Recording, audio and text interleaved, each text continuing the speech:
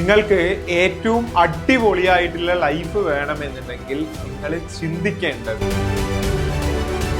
ഈ റൂളുകൾ നമുക്ക് നമ്മളുടെ ലൈഫിൽ കൊണ്ടുവരാൻ പറ്റുന്നില്ല എന്നുണ്ടെങ്കിൽ ലൈഫിന്റെ നെക്സ്റ്റ് സ്റ്റേജിലേക്ക് പോവാന്നുള്ളത് നമ്മളുടെ ലൈഫിൽ നമ്മളുടെ ഡെസ്റ്റിനി തീരുമാനിക്കുന്നത് നമ്മൾ ഓരോ ദിവസവും എടുത്തുകൊണ്ടിരിക്കുന്ന തീരുമാനങ്ങളാണ്. അപ്പോ ഈ തീരുമാനത്തിന്റെ ക്വാളിറ്റി കൂട്ടുക എന്നുള്ള ഒരു കാര്യം നമ്മൾ ചെയ്തു കഴിയുന്ന സമയത്ത് തന്നെ നമ്മളുടെ ഡെസ്റ്റിനി എന്നുള്ളത് തന്നെ മാറുന്നുണ്ടാവും. നിങ്ങൾക്ക് ഏറ്റവും അടിപൊളിയായിട്ടുള്ള ലൈഫ് വേണമെന്നുണ്ടെങ്കിൽ നിങ്ങൾ ചിന്തിക്കേണ്ടത്, ഏറ്റവും ബേസിക് ആയിട്ട് ചിന്തിക്കേണ്ടത്, എങ്ങനെ ഞാൻ എടുക്കുന്ന തീരുമാനത്തിന്റെ ക്വാളിറ്റി കൂട്ടാം എന്നുള്ളതാണ്. ഇന്നത്തെ ദിവസം നൈറ്റ് മാസ്റ്റർബേറ്റ് ചെയ്യാൻ തോന്നുകയാണ്, പോൺ കാണാൻ തോന്നുകയാണ്.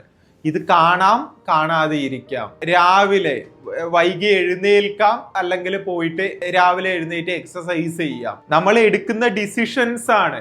5 മണിക്ക് എഴുന്നേൽക്കാം, അല്ല എന്നുണ്ടെങ്കിൽ 1 മണിക്കൂറും കൂടി കിടന്നുറങ്ങാം. ഇപ്പോ ഞാനൊക്കെ ശ്രദ്ധിക്കുന്ന ഏറ്റവും ഇമ്പോർട്ടന്റ് ആയിട്ടുള്ള ഒരു കാര്യമാണ്, ഞാനിത് നിങ്ങളെ പഠിപ്പിക്കുന്നതിന്റെ കൂട്ടത്തിൽ തന്നെ ഞാനും കൂടി പ്രാക്ടിക്കൽ ആക്കുന്ന ഒരു കാര്യമാണ്. രാവിലെ എഴുന്നേറ്റ് 1 മണിക്കൂർ കഴിഞ്ഞിട്ടായിരിക്കും ഞാൻ മൊബൈൽ യൂസ് ചെയ്യുന്നുണ്ടാവുക. ആ 1 മണിക്കൂറിലേക്ക് ഞാൻ മൊബൈല് എന്നുള്ളത് സ്വിച്ച് ഓൺ എന്നുള്ളത് തന്നെ ചെയ്യുന്നുണ്ടാവില്ല.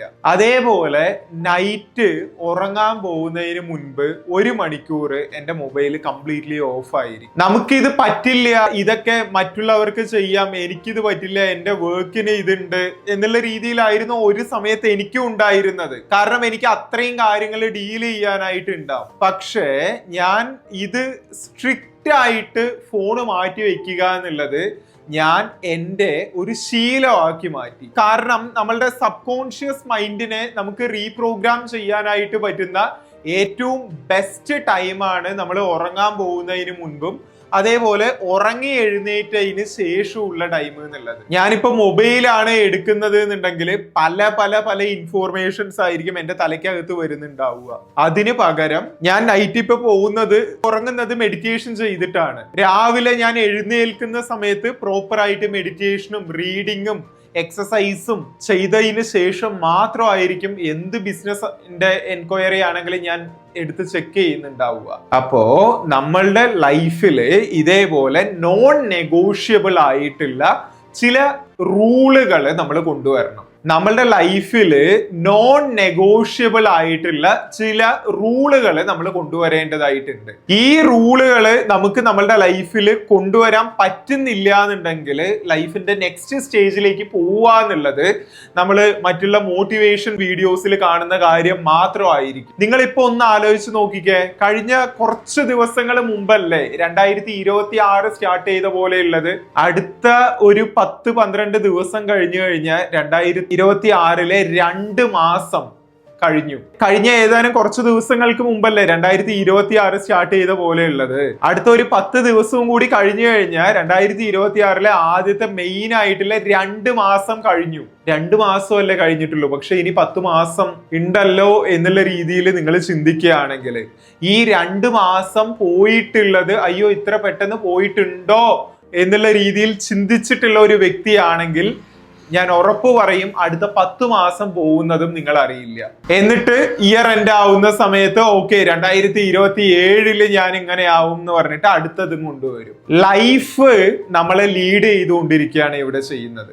ലൈഫ് നമ്മളെ ലീഡ് ചെയ്യുക എന്നുള്ളതല്ലാതെ നമ്മള് ലൈഫിനെ ഡയറക്റ്റ് ചെയ്യുക എന്നുള്ള ഒരു സിറ്റുവേഷനിലേക്ക് വരണം എന്നുണ്ടെങ്കിൽ നമ്മളുടെ ലൈഫിൽ നമ്മൾ ചില നോൺ നെഗോഷ്യബിൾസ് സെറ്റ് ചെയ്തിരിക്കണം. ഒരു കാരണവശാലും ഞാൻ ഒഴിവാക്കില്ല എന്ന് പറയുന്ന ചില കാര്യങ്ങളെ നമ്മൾ സെറ്റ് ചെയ്തിരിക്കണം. ആ നോൺ നെഗോഷ്യബിൾസ് ആണ് നമുക്ക് പവർ തരുന്നുണ്ടാവുക. നമ്മളിപ്പോ സിസ്റ്റം 2 തിങ്കിങ് എന്നുള്ളത് നമ്മളുടെ ഓരോ ചെറിയ കാര്യത്തിൽ നിന്നും പ്രാക്ടീസ് ചെയ്ത് തുടങ്ങുക എന്നുള്ളതാണ്. എങ്ങനെയാണ് നമ്മളുടെ സിസ്റ്റം 2 ഇംപ്രൂവ് ചെയ്യുക എന്നുള്ളത് ചോദിക്കുകയാണെങ്കിൽ ഓരോ ചെറിയ കാര്യത്തിനും പ്രാക്ടീസ് ചെയ്യുക.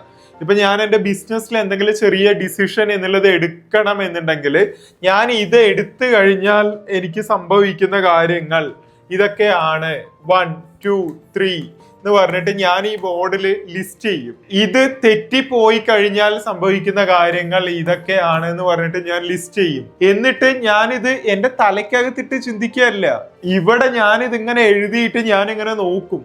അതിൽ നിന്ന് എന്റെ തലയ്ക്ക് ഒരു ക്ലാരിറ്റി എന്നുള്ളത് കിട്ടും. ഞാൻ ചെയ്യുന്ന ഓരോ കാര്യത്തിനെയും എനിക്കും നിങ്ങൾക്കും തമ്മില് ചിലപ്പോ ടാലന്റിന്റെ ഡിഫറൻസ് ഒന്നും ഉണ്ടാവില്ല. എന്നെക്കാളും ടാലന്റ് ഉള്ളവരായിരിക്കും ഈ ഇരുന്ന് സെഷൻ കേൾക്കുന്നുണ്ടാവുക. എന്നെക്കാളും സൈക്കോളജിയിലോ മറ്റോ അറിവുള്ളവരായിരിക്കും എന്റെ വീഡിയോസ് കാണുന്നുണ്ടാവുക. പക്ഷെ എന്നെ സെപ്പറേറ്റ് ചെയ്യുന്ന രണ്ട് കാര്യം പറയുകയാണെങ്കിൽ, നമ്പർ 1 ഡിസിപ്ലിൻ എന്നുള്ളതായിരിക്കും. നമ്പർ 2 എന്നുള്ളത് എൻ്റെ ഈ ഒരു തിങ്കിങ് രീതിയാണ്. ഒരു ദിവസം തന്നെ പലപ്പോഴും 5-6 മണിക്കൂറുകള് ഞാൻ ഈ ബോർഡിന്റെ മുന്നിൽ തന്നെ ആയിട്ട് ഇങ്ങനെ ഇരുന്ന് ഓരോ കാര്യങ്ങൾ വർക്ക്ഔട്ട് ചെയ്യാറുണ്ട്. 5-6 മണിക്കൂറുകൾ. നിങ്ങൾക്ക് ബോർഡ് അല്ല എന്നുണ്ടെങ്കിൽ പേപ്പറിലായിട്ട് ഓരോ കാര്യങ്ങൾ വർക്ക്ഔട്ട് ചെയ്യുക. അത് നമ്മളുടേതായിട്ടുള്ള രീതിയിൽ തന്നെ അങ്ങനെ ബുക്കിലൊക്കെ എഴുതുന്ന പോലെ അങ്ങനെ ഒന്നും എഴുതണം എന്നുള്ളതില്ല.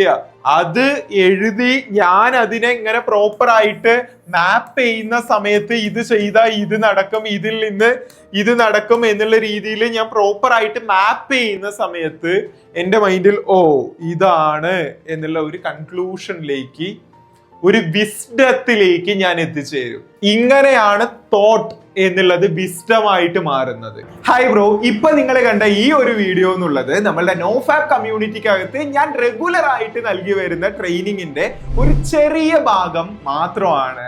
ഇതുപോലത്തെ ഇൻഡെപ്ത് സെഷൻസ് നമ്മളുടെ നോഫാബ് കമ്മ്യൂണിറ്റിക്കകത്ത് ഞാൻ റെഗുലർ ആയിട്ട് തന്നെ നൽകി വരുന്നുണ്ട്. നിങ്ങൾ സ്വന്തമായിട്ട് എന്ത് തന്നെ പരിശ്രമിച്ചിട്ടും ഈ ഒരു ചലഞ്ചിൽ നിങ്ങൾക്ക് സക്സസ്ഫുൾ ആവാനായിട്ട് പറ്റുന്നില്ല, നിങ്ങളുടെ ആ ഒരു കോൺഫിഡൻസ്, ഫോക്കസ് റീബിൽഡ് ചെയ്യാനായിട്ട് പറ്റുന്നില്ല എന്നുണ്ടെങ്കിൽ നിങ്ങൾക്കും ഈ കമ്മ്യൂണിറ്റിയിൽ ജോയിൻ ചെയ്യാം. ഒരു ട്രാൻസ്ഫോർമേഷൻ എന്നുള്ളത് എനിക്ക് സീരിയസ് ആയിട്ട് വേണം എന്ന് നിങ്ങൾ ആഗ്രഹിക്കുന്നുണ്ടെങ്കിൽ, നിങ്ങളുടെ ഫോക്കസ്, കൺസിസ്റ്റൻസി, ഡിസിപ്ലിൻ എന്നുള്ള കാര്യങ്ങളെ റീബിൽഡ് ചെയ്യുന്ന കാര്യത്തിൽ നിങ്ങൾ അത്രയും സീരിയസ് ആണെങ്കിൽ മാത്രം ഡിസ്ക്രിപ്ഷനിലും പിൻ കമന്റിലും ആയിട്ട് നമ്മളുടെ കോൺടാക്ട് ഡീറ്റെയിൽസ് നൽകുന്നുണ്ട്. നമുക്ക് മെസ്സേജ് ചെയ്തേക്കുക.